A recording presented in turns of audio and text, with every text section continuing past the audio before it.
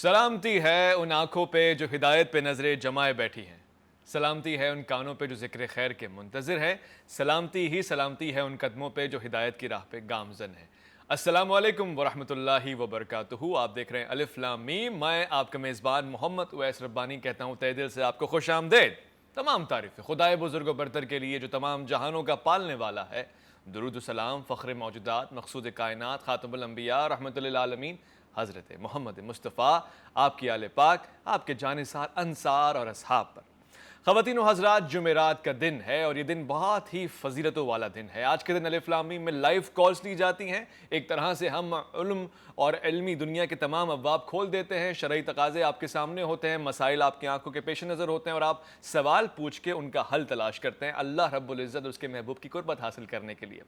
یہ دنیا ہے اور اس میں مشکلات آتی رہتی ہیں۔ جمعرات کے دن کو ہم نے اس لیے بھی چنا ہے کیونکہ یہ دن اللہ کے رسول کو پسند رہا ہے۔ سفر کے حوالے سے خاص طور سے جو لوگ سفر کا انتخاب کرتے ہیں، ہر دن بہتر ہوتا ہے مگر جمعرات کو خاص طور سے حضور پاک صلی اللہ علیہ وآلہ وسلم نے پسند فرمایا۔ غزوہ تبوک کا سفر بھی آپ نے جمعرات کے دن کیا۔ اس کے علاوہ ناخن تراشنے کے حوالے سے بھی بے شمار احادیث ہمارے پاس موجود ہیں۔ یہ بھی فرمایا گیا کہ کوئی شخص محتاجگی سے یعنی کسی کے ٹکڑوں پہ پلنے سے بچنا چاہتا ہو، تنگ دستی سے بچنا چاہتا ہو، تو پھر اس کو چاہیے کہ جمعرات کے دن ناخن تراشے۔ کچھ روایات میں جمعے کے دن کی طرف بھی اشارہ ہوا ہے۔ علماء کرام بزرگان دین ایسے ہی کرتے تھے کہ اکثر اوقات جمعرات کو تمام ناخن تراش لیا کرتے تھے اور کچھ حصہ چھوڑ دیتے تھے تاکہ ایک اور سنت پہ عمل ہو جائے اور جمعے کے دن کا انتخاب بھی ہو جائے۔ یہ دن فضیلتوں والا ہے، برکتوں والا ہے اور برکتوں کا اہتمام کرنا چاہیے ریڈ کارپٹ بچھا کے، اور ریڈ کارپٹ کا ایک بہت ہی بہترین انداز ہے درود و صلوات حضور پاک صلی اللہ علیہ وآلہ وسلم پر، آپ کی آل پاک پر صلوات پڑھتے رہیں جتنا ہو کثرت کے ساتھ، تاکہ جمعے میں جب آپ داخل ہوں تو پھر آپ کے پاس بہت سارا خزانہ ہو۔ خواتین و حضرات، آپ کے سوال آج ہمارے پاس مختلف انداز سے آئیں گے۔ لائیو کالز کے لیے نمبر آپ کے سامنے۔ ایک میرے پاس ڈیوائس ہے جس کو دوا کہتے ہیں، آج یہ دوا کا کام کرے گا۔ ٹیبلٹ اس کو اسی لیے کہا گیا کہ آج دین کی دوا بنے گا اور آپ کی غذا بنے گا، جو آپ کے امراض ہیں، جو آپ کے شرعی مسائل ہیں، ان کے لیے کچھ راستہ نکالے گا۔ جو آپ سوالات مجھے بھیجیں گے میں یہاں سے لائیو پڑھ کے علماء کرام سے پوچھوں گا اور پھر اس کا جواب بھی لوں گا۔ اس کے علاوہ آپ لائیو کالز بھی کر سکتے ہیں، پیج پہ بھی سوال کر سکتے ہیں، اس کو بھی لیا جائے گا انشاءاللہ تعالی العزیز۔ خوش آمدید کہنا چاہتا ہوں۔ آج آپ جانتے ہیں کہ عالم دین کی موجودگی سے ہم انشاءاللہ آج کی اس محفل کو پرنواز بنائیں گے اور ساتھ ساتھ مسائل کا حل بھی پوچھیں گے۔ بہت ہی اچھے، بہت ہی پیارے اور بہت ہی نوجوانی میں دین حق کی سربلندی کے لیے اپنی زندگی کو وقف کیا اور اس کے ثمرات اپنی زندگی میں حاصل کر رہے ہیں۔ مفتی رشید احمد خورشید، السلام علیکم ورحمۃ اللہ۔ وعلیکم السلام ورحمۃ اللہ۔ جامعۃ الرشید سے آپ کا تعلق ہے، بڑی انسیت ہے ہمیں اس مدرسے سے، اس درسگاہ سے، اور ایک اچھی بات یہ ہے کہ وہ بہت اچھے لوگ پیدا کر رہا ہے ماشاءاللہ سے۔ آج کے سوالات کی بھرمار ہو چکی ہے، آپ کے آنے سے پہلے ہی سوال آپ کے سامنے رکھتا ہوں۔ ایک پوچھنے والے نے پوچھا عقیقہ 7 دنوں کے اندر ہونا چاہیے، 7ویں دن ہونا چاہیے، اور پھر اس کی صورتحال کیسی ہو، کیا بال کٹوانے ترشوانے ضروری ہیں یا نہیں؟ بسم اللہ الرحمن الرحیم، نحمدہ ونصلی علی رسولہ الکریم، اما بعد۔ عقیقے کے بارے میں حدیث شریف میں حضور علیہ الصلوۃ والسلام نے یہ ارشاد فرمایا کہ بچے کی ولادت کے 7ویں دن عقیقہ کرنا چاہیے، اور عقیقے کا مطلب یہ ہے کہ اگر لڑکا ہے تو اس کی طرف سے 2 بکرے یا بکریاں، 2 چھوٹے جانور یا بڑے جانور میں 2 حصے لے لیے جائیں، اور اگر بچی ہے، لڑکی ہے، تو اس کی طرف سے 1 بکری یا بڑے جانور میں 1 حصہ لے لیا جائے، وہ ذبح کر دیا جائے۔ صحیح۔ اور حدیث شریف میں اس کا ذکر جو آیا ہے وہ یہ کہ 7ویں دن اس کو ذبح کیا جائے، تو 7ویں دن کا ذکر ہے، اسی لیے محدثین نے، فقہاء نے اور علماء نے یہی لکھا ہے کہ زیادہ افضل، بہتر اور مسنون طریقہ یہ ہے کہ جانور جو ذبح کیا جا رہا ہے وہ 7ویں دن ذبح کیا جائے۔ لیکن اگر کوئی شخص استطاعت نہیں رکھتا، بسا اوقات ایسا ہوتا ہے کہ انسان کی کنڈیشن ایسی نہیں ہوتی کہ وہ جانور ذبح کر سکے، تو ایسی صورت میں علماء نے لکھا ہے کہ 14ویں دن ذبح کر لے۔ 14ویں دن نہیں کر سکتا تو 21ویں دن کر لے۔ اگر وہ بھی نہیں کر سکتا تو 1 سال بعد کر سکتا ہے، 2 سال بعد کر سکتا ہے، جب اس کو میسر ہو جائے تو وہ عقیقہ کر سکتا ہے۔ ہمارے ہاں لوگوں کے ذہن میں ایک تصور یہ ہوتا ہے کہ شاید یہ عقیقہ کوئی فرض واجب ہے، اگر نہیں کریں گے تو شاید گناہ ہوگا، تو ایسا بالکل بھی نہیں ہے۔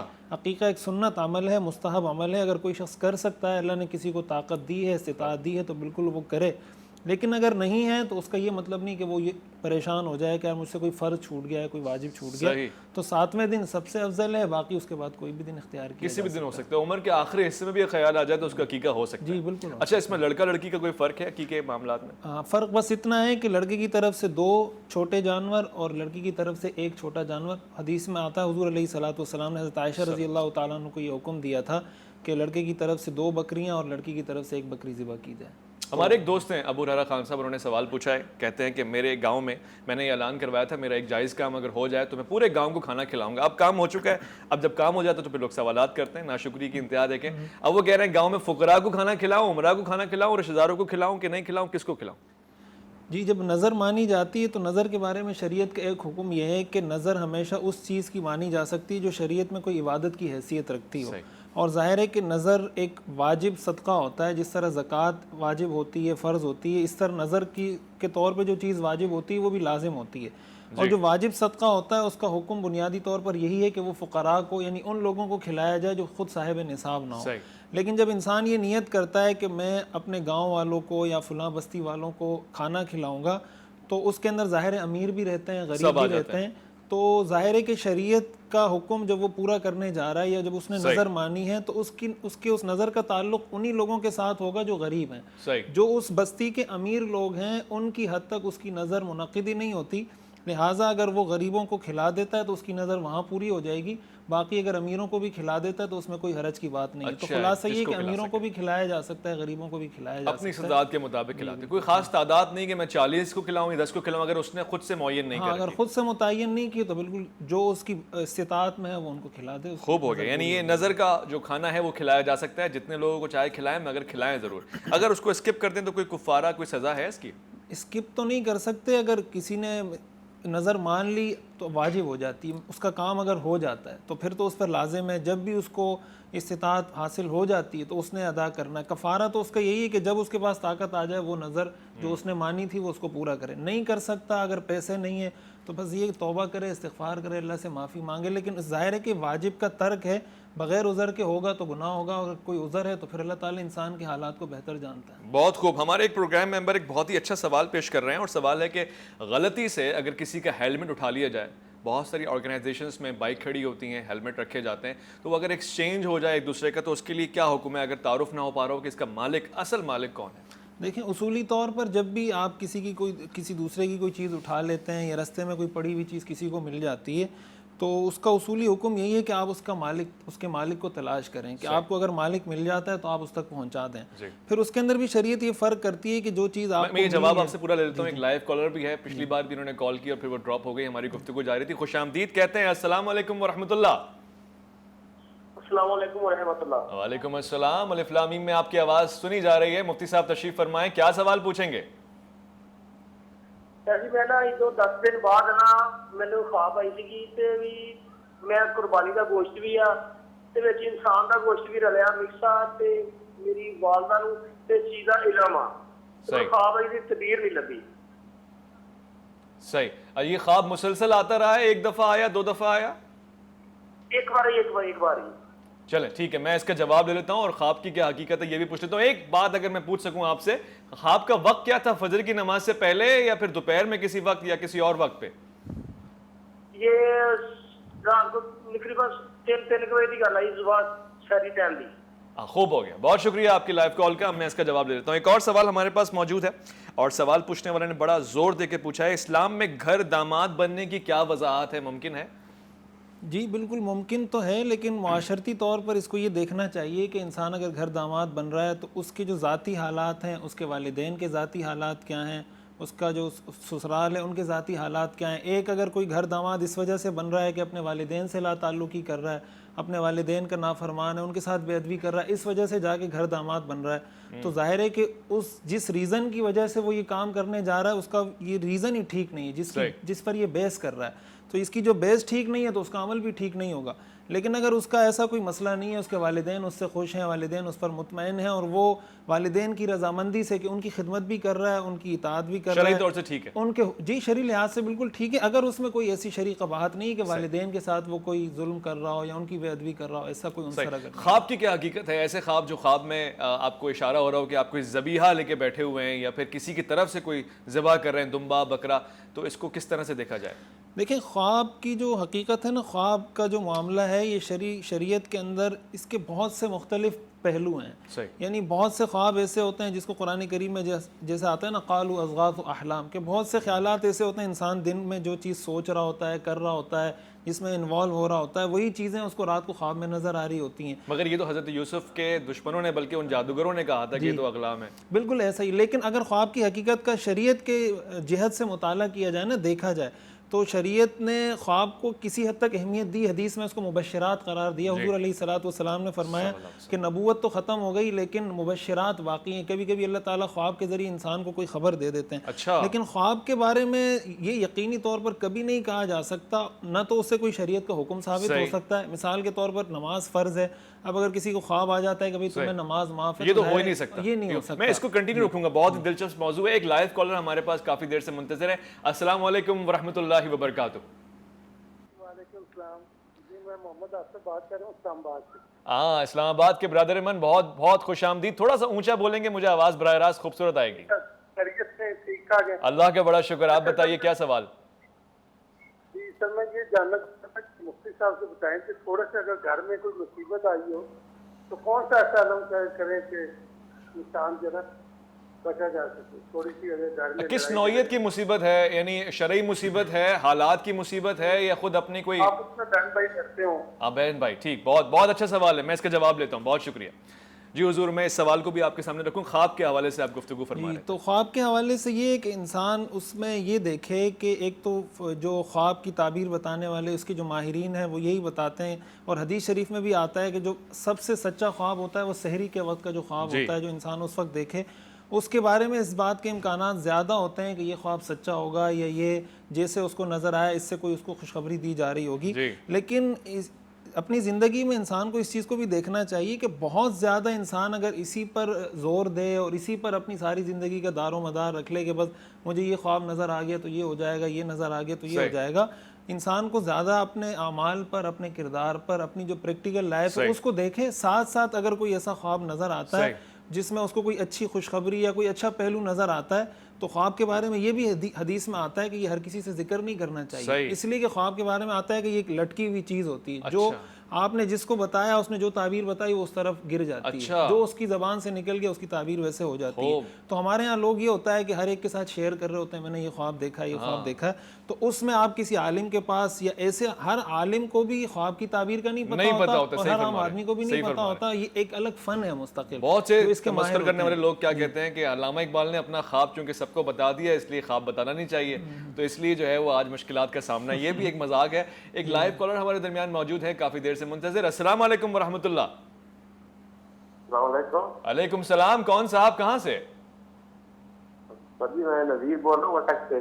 جی نذیر بھائی، کیا مزاج، کیا سوال پوچھیں گے؟ اللہ کا شکر ہے. میں یہ سب پوچھتا ہوں کس کی وجہ سے اگر بچوں کو عقیقہ رہے گی اور تو کیا طریقہ کار ہے شریعہ سے؟ کسی وجہ سے کیا؟ دہرائیے گا ذرا. عقیقہ جو کرتے ہیں نا شریعہ سے اگر نہ کیا ہو تو کیا طریقہ کار ہے؟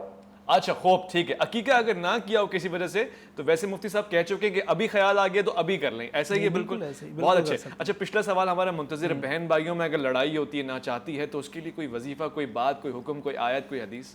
دیکھیں حدیث شریف میں تو یہ آتا ہے ادفع باللتی ہی احسن فاذا الذی بینک وبینہ عداوۃ کانہ ولی حمیم. اگر لڑائی ہو رہی ہے، جھگڑا ہو رہا ہے تو دوسرے کو یہ چاہیے کہ وہ تھوڑی قربانی دے، ایثار کرے اور اپنا حق اگر سمجھتا ہے کہ میں معاف کر سکتا ہوں، کوئی ایسا بڑا مسئلہ نہیں، اپنا حق معاف کر دے. کم از کم یہ کر سکتا ہے کہ اگر کسی نے تلخی والا رویہ اختیار کیا تو یہ آگے سے صبر کر لے. قرآن کریم میں یہ آتا ہے وما یلقاها الا الذین صبروا وما یلقاها الا ذو حظ عظیم، کہ یہ جو عادت ہے یہ بہت بڑی قسمت والوں کو ملتی ہے. تو انسان کو ایک تو یہ کوشش کرنی چاہیے کہ جو بھی ایسے معاملات ہیں، ظاہر ہے انسان جب باہر ہوتا ہے نا، عموماً ہمارے ہاں یہ ہوتا ہے کہ انسان جب باہر جاتا ہے اس کی بڑی عزت ہوتی ہے، اس کا بڑا ایک احترام ہوتا ہے. گھر میں آتا ہے اس کو وہ ویلیو نہیں مل رہی ہوتی جو اس کو باہر مل رہی ہوتی ہے، تو وہ یہ سمجھتا ہے کہ شاید میں گھر کے اندر بھی میرا وہی رتبہ ہے، وہی مقام ہے جو میرا گھر سے باہر ہے. اس کی وجہ سے بہت سی چیزیں جو ایکسپیکٹ کر رہا ہوتا ہے وہ نہیں ہو رہی ہوتی، تو وہ اس کی وجہ سے پریشان ہو جاتا ہے. ایسے ایک اور ہم لائیو کال لے لیتے ہیں. السلام علیکم ورحمۃ اللہ وبرکاتہ. کون صاحب کہاں سے؟ جی السلام علیکم. غالباً شاید ٹیلی ویژن کی طرف زیادہ توجہ ہے، دوبارہ سے کال کیجیے گا. ایک اور ہمارے پاس لائیو کالر ہیں، ان کو خوش آمدید کہیں گے. السلام علیکم ورحمۃ اللہ. اچھا ٹھیک ہے، یہ بھی ایک اچھا انداز ہو گیا. دوبارہ سے کال کیجیے گا، مسلسل جدوجہد سے آپ کو انشاءاللہ جوابات ملتے رہیں گے. لائیو کالرز کی بھرمار ہوتی ہے، بہت مشکل سے میں دخل المعقول کرتا ہوں، اس کے بعد پھر آپ کی گفتگو کی طرف آتا ہوں. اچھا آپ نے یہ وضاحت فرما دی خاص طور سے اس حوالے سے بھائی بہن باپ بیٹی، یہ تو قرآن نے سارے رشتے بتا دیے، ان کے آداب بھی بتا دیے. اب خاص طور سے مسئلہ یہاں پر ہے کسی روٹھے دوست کو اگر منانا ہو تو اس کو کیا ایسا حدیث یا قول یا حکایت سنائی جائے کہ وہ مان جائے؟ دیکھیں حدیث شریف میں آتا ہے، حضور علیہ الصلوۃ والسلام نے ارشاد فرمایا کہ اگر کوئی شخص من ترک المراء وهو محق، کہ اگر آدمی حق پر ہوتے ہوئے جھگڑا چھوڑ دیتا ہے تو میں اس کو جنت کے بیچوں بیچ جنت کے محل کی ضمانت دیتا ہوں. اللہ اکبر. یہ اتنی بڑی حدیث ہے، اتنی بڑی خوشخبری ہے کہ اگر حدیث میں آتا ہے نا کہ قیامت کے دن اللہ تعالیٰ کے سامنے جب بندے پیش ہوں گے تو ایک بندہ دیکھے گا کہ ایک محل ہے جنت میں اور بڑا عالی شان، تو وہ پوچھے گا یہ کس کے لیے بنایا گیا؟ اللہ تعالیٰ فرمائیں گے تمہارے لیے بنایا. تو وہ کہے گا میرا تو ایسا کوئی عمل نہیں. اللہ تعالیٰ فرمائیں گے تو اس بندے کو معاف کر دے تو یہ محل میں تجھے عطا کر دوں گا. تو حدیث شریف میں اس کے بڑے فضائل ہیں، اور ہم نے ایسے بہت سے واقعات دیکھے ہیں، ایسے واقعات ہم نے پڑھے کہ جن لوگوں نے ایسا کیا ہے تو اللہ تعالیٰ نے دنیا میں ان کو ایسی موت دی ہے کہ دنیا دیکھ کے عش کر اٹھی کہ یار ایسے آدمی کو اللہ نے ایسی موت کیسے دے دی. بسا اوقات ہم کسی آدمی کو سمجھ رہے ہوتے ہیں یہ بہت گناہگار ہے یا کوئی بے دین ہے یا کوئی پتہ نہیں فاسق فاجر ہے، لیکن کیا پتہ اللہ کو کس کی کون سی ادا پسند آ جائے. تو یہ بہت بڑا کام ہے. اگر کوئی اللہ کی رضا کے لیے اللہ کی مخلوق کو معاف کرتا ہے تو اس سے بڑی اور کوئی بات نہیں. آپ اگر کسی کے بیٹے کے ساتھ نرمی کا رویہ اختیار کرتے ہیں، اس کے والد کے دل میں آپ کے لیے رحم آ جاتا ہے کہ میرے بیٹے کے ساتھ یہ خوش اخلاقی سے مل رہا ہے. تو اگر اللہ کی مخلوق کے ساتھ کوئی اس لیے کہ اللہ راضی ہو جائے تو اللہ تعالیٰ تو ارحم الراحمین ہے، وہ کیوں رحم نہیں کرے گا انسان پر؟ تو ظاہر ہے اس کے لیے دنیا میں بھی راستے. بہت اچھی بات آپ نے بتائی، یعنی آپس میں میل جول رکھنا چاہیے. اور خود آپ نے بھی اشارہ کیا ہے حدیث شریف کا جو مفہوم ہے کہ مسلمان پہ جائز نہیں ہے 3 دن سے زیادہ اپنے مسلمان بھائی سے ناراض رہے. یہ واٹس ایپ نمبر بھی آپ کے سامنے چل رہا ہے، آپ یہ دیکھ سکتے ہیں، ٹیبلٹ میرے پاس ہے اور آپ کے سوالات میں لے سکتا ہوں اس انداز سے. تو آپ بے فکر ہو جائیں، کھٹک سے براہ راست میسج کرتے ہیں. ایک مختصر سے وقفہ لے رہے ہیں، الف لام میم میں لوٹ کر آئے گا، آپ کا انتظار رہے گا.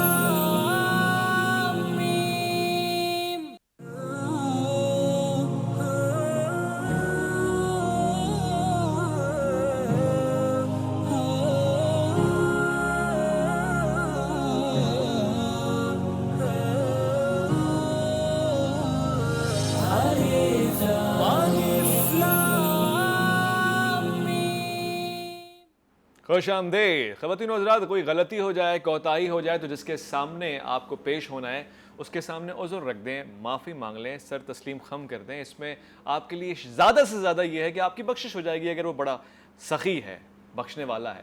مگر رب العزت کی بارگاہ میں اگر آپ اپنے گناہ رکھیں گے، توبہ کریں گے، تو وہ صرف اور صرف گناہ معاف نہیں کرتا بلکہ آپ کی اس ادا کو پسند بھی کرتا ہے اور آپ کی اس ندامت کے بدلے آپ کو وہ کچھ دیتا ہے جس کا آپ تصور بھی نہیں کر سکتے. ایک سوال ہم تک پہنچا ہے مفتی صاحب، بڑا خاص سوال ہے. ڈاکٹر شیبہ رضا پوچھتی ہیں، میرا تعلق سنی مسلک سے ہے، شیعہ فیملی میں میری شادی ہوئی ہے، وہ لوگ وادی حسین میں دفناتے ہیں، وہاں قبریں غالباً پکی ہوتی ہیں. میں اگر کچی قبر میں جانا چاہوں تو میرے لیے کیا حکم ہے؟ قبروں کا کیا حکم ہے؟ پکی ہونی چاہیے، کچی ہونی چاہیے؟ اس حوالے سے سوال پوچھا جا رہا ہے. دیکھیں قبروں کے بارے میں حدیث شریف میں آتا ہے کہ حضور علیہ الصلوۃ والسلام نے اس بات سے منع فرمایا کہ قبروں کو پکا کیا جائے یا اس پہ کوئی رنگ روغن کیا جائے یا اس کو ایسا بنایا جائے کہ جیسے کوئی تعمیر بنائی جاتی ہے یا کوئی. اور اس کی جو بنیادی وجہ ہے کہ قبر، حدیث شریف میں یہ آتا ہے کہ قبروں کی زیارت کی جائے یا قبرستان جایا جائے تاکہ انسان کو عبرت ہو اور اس کو موت کی یاد آئے اور اس کو آخرت کی یاد آئے کہ آخر ہم نے بھی مٹی میں جانا ہے. تو حدیث اسلام کا جو نقطہ نظر ہے وہ یہ کہ قبرستان کو ایسا ہونا چاہیے کہ انسان وہاں جائے تو اس کو تھوڑی وحشت محسوس ہو، اس کو تھوڑی ایسا لگے کہ یار میں جب یہاں ہوں گا تو میں نے اس کے لیے کیا تیاری کی. یہی وجہ ہے کہ اسلام کا نقطہ نظر اس بارے میں یہ ہے کہ قبروں کو پختہ نہ بنایا جائے اور یہی سنت طریقہ ہے اور حدیث میں اس کی بہت تاکید بھی ہے. وحشت سے مراد آپ کا یہ ہے کہ وہ عبرت لے، خوف خدا کرے، ورنہ کچھ لوگ تو وحشت کا مقام بنا رہے ہیں، اس کو مردوں کو قبروں کے اندر زیادتی اور جنسیت کا نشانہ بنا رہے ہیں. یہ تو عجیب قسم کی دل میں اس کے خوف صحیح میں سمجھ گیا آپ نے. ایک لائیو کالر بھی ہمارے درمیان موجود ہیں. السلام علیکم ورحمۃ اللہ. وعلیکم السلام، میں ہنا بات کر رہی ہوں کراچی سے. جی ہنا، کیا سوال پوچھنا چاہیں گے؟ الف لام میم میں آپ کی آواز. جی اویس بھائی، میں یہ سوال، میرے 2 سوال ہیں. ایک سوال میرا یہ ہے کہ اگر کوئی شخص کلمہ پڑھ کر یا درود پڑھ کر کوئی بات کرتا ہے اور ہمیں یہ شک بھی ہو کہ وہ جھوٹ کہہ رہا ہے، تو ایسے میں دوسرے شخص کا کیا عمل ہونا چاہیے؟ کہ کیا اگر دوسرا شخص یقین نہیں کرے گا تو کیا وہ گناہگار ہو جائے گا؟ اور دوسرا سوال میرا یہ ہے کہ اگر کوئی والدین اب ساری زندگی اپنی اولاد کے حقوق ادا نہیں کرتے اور اسی حالت میں دنیا سے رخصت ہو گئے، تو ایسے میں اولاد کے لیے کیا حکم ہے؟ صحیح ہے، میں یہ دونوں سوال آپ کے لیتا ہوں باری باری. پہلا سوال میری بہن نے یہ رکھا ہے کہ مولوی صاحب میں قسم کھا کے کہہ رہا ہوں معاذ اللہ کہ آپ سے غلطی ہوئی ہے، اور میں جو قسم کھا رہا ہوں اس کا آپ پہ افیکٹ کیا آئے گا؟ کیا مجھے ماننا، یعنی آپ کو ماننا ضروری ہو جائے گا؟ میں جھوٹی قسم کھا رہا ہوں تب بھی ماننا واجب ہو جائے گا؟ دیکھیں ڈیپینڈ کرتا ہے کہ آپ کو جو اس کا جھوٹا ہونا پتہ چلا ہے، اگر 100% کنفرم ہے کہ یہ بالکل جھوٹ بول رہا ہے، بالکل آپ کو یقینی اور قطعی طور پہ پتہ ہے، پھر تو اس کا ماننا ظاہر ہے کہ ضروری نہیں ہے. ہاں یہ الگ بات ہے کہ مجبوری میں کوئی اس کو مان لے یا اللہ کے نام کے احترام میں اس کو مان لے تو ایک الگ بات ہے، لیکن اگر کوئی نہیں مانتا تو شرعاً وہ کوئی مجرم یا گناہگار نہیں ہوگا. اور یہ میں لیتا ہوں ایک لائیو کالر کافی دیر سے منتظر. السلام علیکم ورحمۃ اللہ. ہیلو جی السلام علیکم. السلام علیکم، آپ کی آواز سنی جا رہی ہے. الف لام میم میں خیر مقدم، کیا سوال پوچھنا چاہیں گی؟ وعلیکم السلام. میں نے یہ سوال پوچھنا تھا کہ میری سسٹر کا ایک گھر ہے لاہور میں جی، تو وہ باہر ہوتی ہیں، تو اس کے اوپر نا بھائی بیٹھا ہوا اس کے گھر کے اندر، تو وہ کہہ رہا ہے کہ بھائی کہہ رہا ہے کہ مجھے سارا پیسہ، وہ سارا گھر میرا ہے، مجھے ابو دے کے گئے تھے، ابو کی ڈیتھ ہوئے کافی سال ہو گئے ہیں، وہ لندن میں ہوتی ہیں سسٹر، تو وہ بہت پریشان ہے اس بارے میں. آپ کیا کہیں گے کہ وہ بھائی انہوں نے امی کو بھی نہیں رکھا، ان کو بھی گھر سے نکال دیا تھا، تو سسٹر لے گئی تھی باہر ان کو اپنے پاس. وہ تو اسی وجہ سے وہ لوگ ان کو امی کو انہوں نے سسٹر نے رکھا لندن میں، اور وہ کہتے ہیں کہ وہ پاکستان بھی نہیں بھیجا، تو کہتے ہیں تم نے امی کو نہیں بھیجا تو تمہیں مکان میں سے کچھ بھی نہیں دیں گے.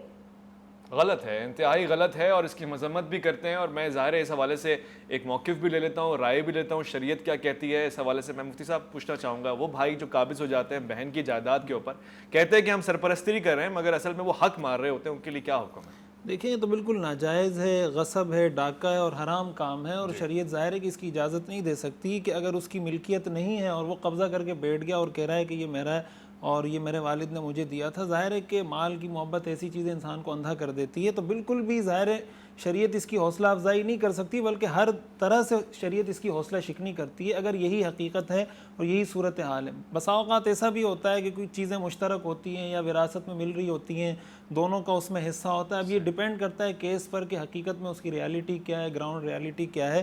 تو اگر قبضہ اس نے کیا ہے، چاہے بھائی قبضہ کرے، چاہے بہن قبضہ کرے، چھوٹا قبضہ کرے، بڑا قبضہ کرے، غصب ہے، ناجائز ہے، حرام ہے، کسی بھی صورت قابل قبول نہیں ہے. میں آپ کو بتاتا چلوں، ایک لائیو کالر بھی ہمارے ساتھ ہیں، ان کو لے رہا ہوں. مگر اسلام وہ دین ہے جو حقوق لے کر آیا تھا ہر کسی کے، جانوروں کے لیے بھی حقوق لے کر آیا تھا. خواتین ایک بڑا مقام رکھتی ہیں اسلام میں، ان کے لیے بھی حقوق لے کر آیا تھا. اس سے پہلے وراثت نہیں تھی، اسلام وراثت دے رہا ہے. تو جو خواتین کی ماؤں بہنوں کی وراثت چھین رہا ہے وہ اسلام کا دشمن ہے. وہ ویسا ہی ہے جو رسول خدا سے ان کا حق چھین رہا ہو. معاذ اللہ، اس سے ذرا خبردار رہیے گا. بہن بیٹیوں کی وراثت ان کو دے دیں، ہو سکے تو اپنا حصہ بھی 2-4 اوپر دے دیں تاکہ آپ کی آخرت میں کچھ حفاظت یا امانت بچ جائے. ایک اور لائیو کالر کو خوش آمدید کہتے ہوئے السلام علیکم ورحمۃ اللہ. ہاں جی وعلیکم السلام. جی میری بہن کیا سوال پوچھنا چاہیں گے الف لام میم میں؟ میں نے آپ سے پوچھا، میری بہن ہے تو اس کا جو میاں ہے اس کو خرچہ دیتے ہیں تو وہ اس کے لیے پورا نہیں ہوتا تھا، یعنی وہ کہہ رہے یہ اسی میں پورا کرو کرنا ہے تو اس کے فادر نے نا اس کے لیے فکس پیسے نا تھوڑے سے کروا دیں تاکہ چلو اس کو نا ہر مہینے کچھ پیسے ملتے رہیں تو اس کا گزارا ہوتا رہے.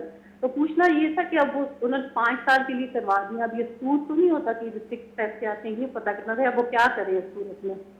5 سال کے لیے آپ نے ایک وظیفہ مقرر کر دیا ہے اس کے شوہر کے لیے؟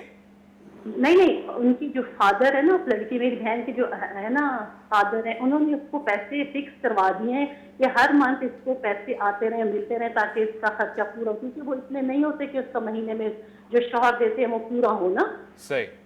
تو وہ یہ پوچھنا چاہ رہی کہ اب میں کیا کروں، اب تو فکس بھی ہو گئے، اب میں سود ہے کہ کیا، یہ تھوڑی سی کنفیوژن ہے تو ان کو بتا دینا. ٹھیک، میں آپ کا یہ سوال لیتا ہوں. بہت شکریہ کال کا. حضور یہ سود کی کوئی قسم نظر تو نہیں آ رہی کہ جس میں سارا مال ایک وقت میں تھما دیا جائے اور کہا جائے کہ جی مہینے کا تو نہیں، اس طرح پورا کر کے لے لو، تو وہ جو مال ہے اس پہ کیا زکوٰۃ نکلے گی، سود ہوگا، منافع ہوگا، ایسی کوئی صورت؟ نہیں، انہوں نے مطلب پیسے دیے ہیں اس پر ان کو فکس پروفٹ دیا جا رہا ہے. جی تو ایسی صورت میں اگر فکس پروفٹ دے رہے ہیں وہ تو ظاہر ہے کہ جائز نہیں ہے اور اسی کو سود کہا جاتا ہے. ہاں اگر وہ کسی کاروبار میں اس کو انویسٹ کر رہے ہیں تو جو ریئل پروفٹ ہے اس کا ایکچول پروفٹ کا کوئی پرسنٹیج طے کیا جا سکتا ہے کہ جو اس سے ایکچول پروفٹ آئے گا اس کا اتنا پرسنٹ میں آپ کو دوں گا، تو وہ سود نہیں ہوگا، وہ جائز ہوگا، اور ایسی صورت میں نفع نقصان دونوں میں شریک ہوں گے۔ لیکن اگر بالکل فکس اماؤنٹ کسی رقم پر آپ دے رہے ہیں تو ظاہر ہے کہ وہ جائز نہیں ہے۔ ایسا نہیں ہو سکتا میں بینک میں اگر 1000 روپے رکھواؤں جو اس سے اوپر سے سود آتا ہے وہ سود پورا کا پورا میں زکوٰۃ خیرات صدقہ کر دوں، وہ ممکن نہیں؟ نہیں، یہ بالکل بھی جائز نہیں ہے۔ ظاہر ہے کہ سود اللہ کے ساتھ جنگ ہے، اور اس کی مثال بالکل ایسے ہی کہ آدمی کسی کو لوٹے، چوری کرے، ڈاکہ ڈالے اور کہے میں صدقہ کر دوں گا، تو ظاہر ہے کہ شریعت کبھی بھی اس کی اجازت قابل قبول نہیں ہے، کسی بھی حال میں قابل قبول نہیں ہے۔ بہت خوب، ایک اور لائیو کالر، ان کو خوش آمدید کہیں گے۔ السلام علیکم ورحمۃ اللہ۔ جی وعلیکم السلام۔ جی کون بہن کہاں سے؟ جی میں امارہ طارق کراچی سے۔ امارہ طارق، آپ پروگرام ممبر بھی ہیں، کیا سوال پوچھنا چاہیں گی؟ جی میرا سوال یہ ہے کہ آج کل نعتیہ کلام وغیرہ ہے یا حمد وغیرہ جو پڑھی جا رہی ہے، موسیقی آلات کا بھی اس میں استعمال کیا جاتا ہے، تو یہ مطلب یا یہ جائز ہے یا اس طریقے یہ سب سننا، اس کے بارے میں کیا جو ہے شریعت حکم دیتی ہے؟ یہ میرا سوال ہے۔ بہت خوب، اچھا سوال ہے، پوچھ لیتا ہوں مفتی صاحب۔ وہ کلام جس میں دھن ہو یا دھن کے علاوہ موسیقی کی بھی کچھ قسمیں ہیں، وہ ہوں، ان میں اگر اسلام کے طور سے ان کو سنا جائے، جائز ہے؟ دیکھیں، ایک تو ہمنگ ہوتی ہے کہ انسان اپنی آواز ہی کی ہمنگ کر رہا ہوتا ہے، انسانی آواز ہوتی ہے تو وہ تو جائز ہے۔ صحیح۔ لیکن اگر میوزک یا جو انسٹرومنٹس ہیں، آلات ہیں، ان کے ذریعے اگر میوزک بجایا جا رہا ہے اور اس کے ساتھ حمد یا نعت پڑھی جا رہی ہے، تو حدیث میں تو آتا ہے کہ مجھے اللہ تعالیٰ نے اس لیے بھیجا ہے کہ میں میوزک کے آلات کو توڑوں۔ تو حضور علیہ الصلوۃ والسلام کا تو یہ فرمان ہے۔ اب اگر حضور ہی کی نعت کو انہی آلات کے ساتھ پڑھا جائے تو ظاہر ہے یہ تو بالکل بھی اسلام اس کی اجازت نہیں دیتا، نہ کسی طرح اس کی حوصلہ افزائی کرتا ہے۔ اور ظاہر ہے کہ اس کا مقصد بھی یہ ہوتا ہے کہ انسان کے دل میں اللہ کی محبت پیدا ہو، رسول کی محبت پیدا ہو۔ تو اگر آپ رسول ہی کے ایک حکم کو توڑ کر اور یہ سمجھتے ہیں کہ شاید میں نعت پڑھ کر اس طریقے سے شاید رسول سے محبت کا اظہار کر رہا ہوں، تو محبت کے اظہار کا وہی طریقہ معتبر ہوگا جس کی اسلام نے اجازت دی ہے یا جو بتایا ہے کہ اس طریقے سے محبت کا اظہار کریں۔ تو ظاہر ہے کہ اس کی اسلام بالکل بھی حوصلہ افزائی نہیں کرتا۔ ٹھیک ہو گیا۔ وہ آلات جو موسیقی میں استعمال ہوتے ہیں، اب وہ نعتیہ کلمات میں ہوں یا کسی بھی انداز سے، ان کو قابل قبول نہیں سمجھا جا رہا، مگر واضح رہے کہ اس میں شاید دف کی بات نہیں ہو رہی ہے، وہ ایک الگ قسم کی بات ہے۔ جی ایک اور ہمارے پاس لائیو کالر۔ السلام علیکم ورحمۃ اللہ وبرکاتہ۔ جی وعلیکم السلام۔ کون صاحب کہاں سے؟ امان اللہ بات کر رہا ہوں اسلام آباد سے۔ امان اللہ بھائی، خوش آمدید کہتے ہیں۔ الف لام میم میں کیا سوال پوچھنا چاہیں گے؟ بھائی جان، ایک شخص ہے، اس کے 6 بیٹے ہیں جی، اور ان میں سے ایک کو گفٹ ملتی ہے زمین 4 ایکڑ، صحیح، وہ اپنے باپ کے نام کروا دیتا ہے۔ اب جو باپ ہے وہ بزد ہو چکا ہے، وہ بیٹے کو، وہ جو بیٹا ہے وہ واپس زمین مانگتا ہے، صحیح، کہ باپ نہیں دیتا، اور وہ کہتا ہے اب یہ تمام جو 6 بھائی ان کو تقسیم ہو گیا ہے، کہ یہ ٹھیک ہے؟ صحیح، صحیح۔ یہ جو آپ واقعہ بیان فرما رہے ہیں 6 بیٹوں والا، دراصل یہ کوئی قانونی کارروائی بھی ہوئی ہے، کوئی رپورٹ بھی کیا ہے اس کو؟ جی رپورٹ بھی کیا تھا، لیکن کوئی یہ جو عدالتیں ہیں کچھ بھی نہیں کر سکتی۔ اچھا ٹھیک، میں نے آپ کا یہ سوال لے لیا۔ جی خوب، ٹھیک ہو گیا۔ دیکھیں میں آپ کو ایک بات بتاؤں، آپ سوال پوچھتے ہیں، اس کی میں حوصلہ افزائی کروں گا، اور انشاءاللہ آپ یہ کوشش اور جستجو جاری رکھیے گا۔ اس عدالت میں نہ صحیح تو اس عدالت میں کم سے کم یہ پرچہ آئے گا کہ آپ نے سوال پوچھا، جستجو کی کوشش کی۔ یہ سوال میں رکھوں گا۔ ایک اور لائیو کالر منتظر ہیں۔ السلام علیکم ورحمۃ اللہ وبرکاتہ۔ وعلیکم السلام۔ جی حضور، کون صاحب کہاں سے اور کیا فرمائیں گے؟ سر مشتاق بول رہا ہوں، پاکستان، اپنا لاہور سے۔ سر مشتاق بھائی، آپ کے سوال کے منتظر، کیا پوچھنا چاہیں گے؟ سر میں پوچھنا چاہتا ہوں، میرا ایک دوست ہے تو اس کے جو ہے نا بچے بھی ہیں بڑے، اور اس نے کسی وجہ سے عدالت سے، یعنی کہ اس کی بیوی نے وہ لے لیے تھی طلاق۔ اچھا، تو اب جو ہے وہ دوبارہ صلح کر کے تو بیٹھنا چاہتا ہے، بچوں کے اندر رہنا چاہتا ہے، تو اس کا کیا طریقہ ہے؟ نہیں، طلاق کی کیا نوعیت ہے، پہلی، دوسری، اور اس کے بعد کیا معاملات ہیں؟ سیپریشن ہوئی نہیں ہوئی، کیا بات ہے؟ بس وہ عدالت جو ہے نا، عدالت نے اس کو دیے، اس نے خود جو ہے نا وہ ادھر شامل نہیں ہوا، خود شامل نہیں ہوا۔ ٹھیک ہے، میں جواب دے دیتا ہوں، بہت شکریہ۔ جی حضور، ایسی نوعیت کا کیا کریں جس میں طلاق کورٹ سے آئی ہے، نکاح تو شرعاً ہوا تھا، اب وہ طلاق کاؤنٹ ہوگی، اگر وہ بعد میں رجوع کرنا چاہتے ہیں تو کیا وہ حلالہ کے پروسیس سے گزرے گا؟ دیکھیں، خلا اگر عدالت کسی کو خلا دیتی ہے نا، تو اس میں ایک صورت تو یہ ہوتی ہے کہ شوہر کی طرف سے ظلم ہو رہا ہو، اور اس صورت میں عدالت خلا دے، اور ظلم وہ ظلم جس کو شریعت ظلم سمجھتی ہو، اگر ایسی صورت میں شوہر ظالم ہے اور وہ اس کو حق بھی نہیں دے رہا اور طلاق بھی نہیں دے رہا اور عدالت اس کو خلا دے دیتی ہے، اس کو تو شریعت معتبر مانتی ہے. لیکن اگر وہ ایسی صورت میں عورت وہاں گئی ہے کہ عورت کے اپنے کچھ ایسے مطالبات ہیں جو شریعت اس کو نہیں مانتی، لیکن وہ چاہتی ہے کہ اگر میرے یہ مطالبات پورے ہوتے ہیں تو ٹھیک، نہیں تو میں طلاق لینا چاہتی ہوں، ایسی صورت میں اگر عدالت نے اس کو خلا دی ہے تو اس خلا کا شریعت اعتبار نہیں کرتی اور اسے طلاق بھی واقع نہیں ہوتی. اب یہ کہ اس کیس میں ڈیپینڈ کرتا ہے کہ یہ کس سچویشن میں طلاق دی گئی ہے. آیا یہ شوہر کی طرف سے ظلم ہو رہا تھا یا بیوی کی طرف سے کوئی زیادتی ہو رہی تھی. یہ ساری صورتحال اگر واضح ہو تو ظاہر ہے اس کے بعد اس کا پتہ چلے گا. کافی پیچیدہ صورتحال ہے جس کو عام طور سے ہم جب علماء کے سامنے رکھتے ہیں تو نازک صورتحال کی کیفیت کروا کے پیش کرتے ہیں. ایک لائیو کالر بھی ہمارے درمیان موجود ہیں. السلام علیکم ورحمۃ اللہ. السلام علیکم. وعلیکم السلام. کون صاحبہ کہاں سے؟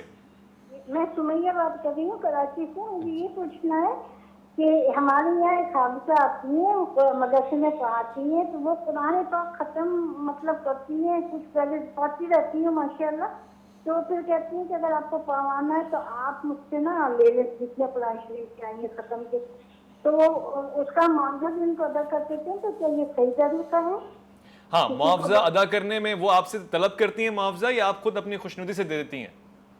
نہیں، وہ کہتی ہیں جو آپ کی مرضی ہو دے دیں. معاوضہ خود نہیں طلب کرتے. ہاں، وہ کہتی ہیں جو آپ کی مرضی ہو وہ دے دیں. توجہ سے سنیے گا، میں اس کا جواب دے رہا ہوں. جی، کچھ اور سوال بھی پوچھنا چاہتی ہیں آپ؟ جی، یہ بھی میں پوچھنا چاہتی ہوں کہ میرے کچھ انکم میں نے لگائی ہے، میں بیوہ ہوں، تو میرے یہ اس میں نیشنل بچت قومی سے میں پیسے لگے ہیں، تو اس سے وہ پیسے ملتے ہیں تو لینا جائز ہے کہ نہیں؟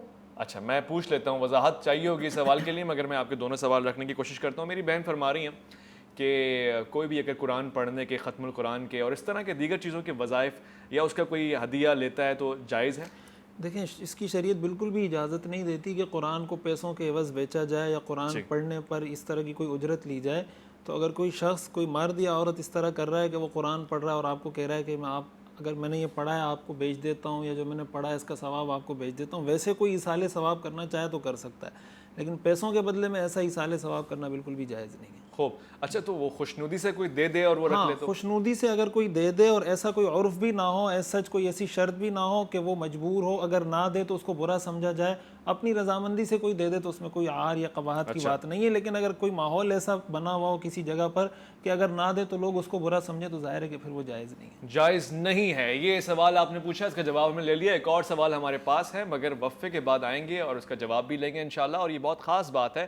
عبادتیں وہ ہوتی ہیں جو دل کی عبادت ہو، خیالات کی عبادت ہو، افکار کی عبادت ہو، اور عبادتیں کبھی ادھار نہیں رکھی جاتی ہیں. مختصر وقفہ الفلامی میں آپ کا انتظار رہے گا.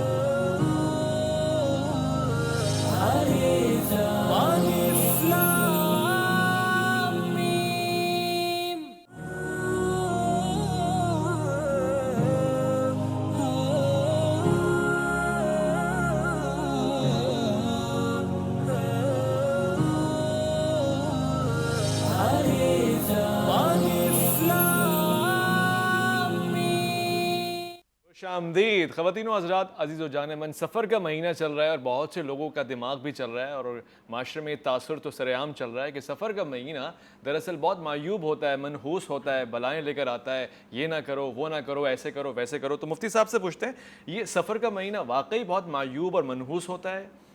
حدیث شریف میں آتا ہے لا عدوى ولا طیرۃ ولا سفر، کے اس بات کی کوئی حقیقت نہیں ہے کہ سفر کا مہینہ منحوس ہوتا ہے. بعض لوگ جو کسی زمانے کو، کسی وقت کو، حدیث میں آتا ہے لا تسبوا الدہر، حدیث قدسی ہے، زمانے کو گالی مت دو اس لیے کہ زمانے کو میں نے پیدا کیا ہے. حدیث قرآن کریم میں آتا ہے جو بھی انسان کو تکلیف پہنچتی ہے اپنے اعمال اور کرتوتوں کی وجہ سے پہنچتی ہے. انسان یہ کرتا ہے کہ بجائے اس کے یہ کہے کہ میں گناہ گار ہوں یا مجھ سے یہ گناہ ہو گیا جس کی نحوست ہے، اپنے سے ٹالنے کے لیے کبھی لوگ بلی پہ ڈال دیتے ہیں، کبھی کالی بلی، کبھی سفر کا مہینہ، کبھی یہ مہینہ. تو ظاہر ہے اسلام اس طرح کا مذہب نہیں ہے توہم پرستی کا. اسلام ایک سالڈ بیس، کسی چیز پر بیس کر کے کوئی بات کر رہا ہوتا ہے. تو اسلام میں اس کی بالکل کوئی حقیقت نہیں ہے. بالکل نہیں ہے. اچھا، آپ نے کہا کہ میں نے اکثر یہ سنا ہے کہ جیسے آپ نے کہا زمانے کو گالی مت دو، فلاں کو گالی مت دو، تو کوئی ایسی بھی چیز ہے جس کو گالی دینا ہوتی ہے؟ ورنہ کلی طور سے کہتے ہیں گالی دو. ہاں، گالی تو نہیں دینی چاہیے کسی بھی چیز کو. دیکھیں حدیث میں جو سب کا لفظ آتا ہے نا، سب کا مطلب ہوتا ہے برا بھلا کہنا. وہ اردو میں تو گالی کا لفظ یعنی بہت ہی ایک الگ مفہوم میں استعمال ہوتا ہے اور سب عربی میں کہتے ہیں. ویسے ہی آپ اس کو تان و تشنیع کا نشانہ بنائیں یا اس کو آپ برا بلا کہیں کہ اس کی وجہ سے میرے ساتھ یہ مسئلہ ہوا ہے, تو اس کی شریعت اجازت نہیں دیتی کہ جو بھی انسان کو مشکل آئے وہ یہ سوچے کہ یار میرے سے ایسی غلطی کیا ہوئی, گناہ مجھ سے ایسا کیا ہو گیا, اس پہ توبہ کرے تو نحوست خود بخود انشاءاللہ دور ہو جائے گی. خوب. رضیہ حسین اور ندیم حسین کا سوال میرے پاس واٹس ایپ پہ آ چکا ہے. ایک لائیو کالر لینے کے بعد میں آپ کا سوال پوچھ لیتا ہوں. السلام علیکم ورحمۃ اللہ وبرکاتہ. وعلیکم السلام. جی کون صاحبہ کہاں سے؟ جی میں مریم بات کر رہی ہوں لاہور سے. جی مریم لاہور سے بات کر رہی ہیں, کیا سوال پوچھنا چاہیں گے الف لام میم میں مریم؟ جی میرا یہ سوال ہے کہ میں نے مطلب کہیں پڑھا ہے کہ نکاح جو ہوتا ہے وہ اگر لڑکا لڑکی آپس میں کرنا چاہتے ہیں نکاح, ان کے پاس کوئی ایسی مطلب وہ نہیں ہے, گواہ نہیں ہے ان کے پاس, مطلب گواہ نہیں جیسے وہ گھر میں نہیں کر سکتے, کسی کے سامنے نہیں کر سکتے. تو میں اپنا ذاتی سوال یہ پوچھنا چاہتی ہوں کہ میں نے وہ پڑھا کہ نا اگر میرے کزن ہے جس سے مطلب گھر میں آتا جاتا ہے تو میں اپنے لیے نامحرم سمجھتی ہوں اس کو. اور میں نے آج ہی اس سے مطلب میں نے کہیں پڑھا تھا کہ اگر وہ لڑکے کو بولتے ہیں اپنا نکاح آپ کے ساتھ کرتی ہوں تو وہ لڑکا 3 دفعہ بولے قبول ہے تو کیا نکاح ہو جاتا ہے, اور اگر لڑکا اسی طرح لڑکی کو بولے. اچھا ٹھیک ہے, میں یہ سوال لیتا ہوں. میں صرف وضاحت کے لیے, کیونکہ مختلف مسالک کے مختلف جوابات بھی آ سکتے ہیں. آپ کا تعلق مسلک حنفی سے ہے یا اس کے علاوہ دیگر؟ اور سر میں نے یہ سوال بھی پوچھنا ہے. پہلے آپ نے مجھے اس کے سوال کا جواب دینا ہے. آپ کا مسلک جو ہے وہ حنفی مسلک کے فالوور ہیں آپ؟ جی اچھا ٹھیک ہے, دوسرا سوال پوچھ لیجیے, مشکل ہو گیا. جی دوسرا سوال پوچھ لیجیے, کیا پوچھنا چاہ رہی ہیں آپ؟ میں بس اتنا پوچھنا چاہ رہی ہوں کہ جو نکاح ہوتا ہے اگر وہ لڑکی مطلب نکاح موبائل پہ ہو سکتا ہے, لڑکی بول کے لڑکے کو کہ میں اپنا نکاح آپ کے ساتھ کرنا چاہتی ہوں اور وہ 3 دفعہ قبول ہے بول رہے, اور اسی طرح لڑکا بھی بول دے تو کیا نکاح ہو جاتا ہے؟ چلیں یہ سوال میں لے لیتا ہوں آپ کا. بہت شکریہ آپ کی لائیو کال کا. حضور فرما رہی ہیں کہ اب شخص آیا گھر میں نے اس کو کہہ دیا تم مجھے پسند, اس نے کہا مجھے تم پسند, قبول, نکاح ہو گیا؟ نہیں, نکاح اس طرح نہیں ہوتا. حدیث میں اس کی یہ شرط قرار دی گئی ہے کہ 2 گواہ کم از کم موجود ہونے چاہیے, اور حدیث میں یہ بھی آتا ہے کہ نکاح میں اعلان کیا جائے, یعنی اس کی تشہیر کی جائے, زیادہ سے زیادہ لوگوں کو بتایا جائے. اس طرح بسا اوقات یہ ہوتا ہے کہ وقتی طور پہ عشق محبت کا اظہار ہوتا ہے اور انسان کے ایک جذبات ہوتے ہیں اور اس طرح کر لیتے ہیں, بعد میں اس کا خمیازہ دونوں کو بھگتنا پڑتا ہے, اور لڑکے کو شاید نہ بھگتنا پڑے, لڑکیوں کو یہ بھگتنا پڑتا ہے. تو اپنے ان وقتی جذبات کو کنٹرول کرنا چاہیے اور شریعت کے احکام کو سامنے رکھ کر گواہوں کی موجودگی میں نکاح کرنا چاہیں تو گواہوں کی موجودگی میں ہوگا, اس کے بغیر نکاح جائز نہیں ہوگا. بہت خوب. اچھا یہ ولیمہ بھی نکاح کے واجبات میں آتا ہے, یعنی آپ نے نکاح کیا تو ولیمہ دینا پڑے گا؟ ولیمہ سنت عمل ہے, انسان کی جو استطاعت ہو. ہمارے ہاں تو ولیمے کا ایک خاص تصور ہے نا کہ آپ ہال بک کروائیں, اتنی ڈشیں ہوں, یہ کھانے ہوں, اتنے لوگوں کو بلائیں. حدیث میں آتا ہے اولم ولو بشات, حضور نے ایک صحابی کو فرمایا کہ اگر ایک بکری ذبح کر کے لوگوں کو کھلا سکتے وہ کھلا دو. اگر کوئی آدمی 10 بندوں کو کھانا کھلا سکتا ہے, 5 بندوں کو, تو وہ کھلا دے. اس کا یہ تصور اسلام میں نہیں ہے کہ آپ 200 لوگوں کو دعوت دیں, 400 لوگوں کو دعوت دیں, اپنی استطاعت کے مطابق کریں, یہ سنت عمل ہے. صحیح. میں یہ سوال آپ کے سامنے رکھتا ہوں, اس کے بعد آخری کالر بھی لوں گا. اللہ کے 99 نام ہیں, یا ان ناموں کو میں مسلسل تکرار کے ساتھ پڑھوں؟ سوال پوچھنے والی رضیہ حسین دبئی سے سوال پوچھ رہی ہیں کہ اگر میں کسی دن مس کر دیتی ہوں تو اس کے برے اثرات پڑیں گے, کیا میں اس کا وظیفہ کروں؟ کیونکہ بہت سے لوگ کہتے ہیں کہ وظائف کریں تو مسلسل کریں ورنہ روکے نہیں, تو اس کے کوئی نیگیٹو امپیکٹ بھی آتے ہیں؟ نہیں, نیگیٹو امپیکٹ اس کا نہیں آتا, لیکن علماء نے یہ لکھا ہے کہ اگر ایک آدمی کوئی نفلی عبادت اہتمام کے ساتھ کر رہا ہے اور اس سے وہ کسی دن چھوٹ جاتا ہے تو بہتر یہ کہ وہ اس کے بعد اس کی قضا کر لے. قضا کوئی لازم واجب فرض نہیں ہے کہ اگر نہیں کریں گے تو نیگیٹو امپیکٹ اس کا آئے گا, لیکن بہتر یہ ہے کہ اگر آج وہ نہیں کر سکی تو کل اس کو دوبارہ کر لیں. جی ہمارے پاس ایک اور لائیو کالر ہیں. السلام علیکم ورحمۃ اللہ. ہلو السلام علیکم. علیکم السلام. الف لام میم میں خوش آمدید. کیا سوال؟ جی وقار بات کر رہا ہوں پشاور سے. جی وقار میرے بھائی, کیا سوال؟ جی میرا سوال یہ ہے کہ آج کل جو ہے مختلف قسم کی کمپنیاں جس میں لوگ انویسٹمنٹ کرتے ہیں, اس کمپنیوں کے میں نام واضح کرنا چاہتا ہوں.